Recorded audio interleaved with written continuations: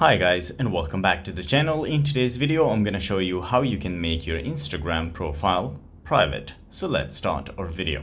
First thing you need to do is to open Instagram application on your device. Once you do that, tap on your profile icon at the bottom right corner. Here you need to tap on the three lines at the top right corner. Once you tap on that one, it will bring you to the settings. Here you need to scroll down where you will find account privacy. All you need to do is to tap on it. It will bring you here. The first option that you see is private account. So if you want to make it private, all you need to do is to enable this option.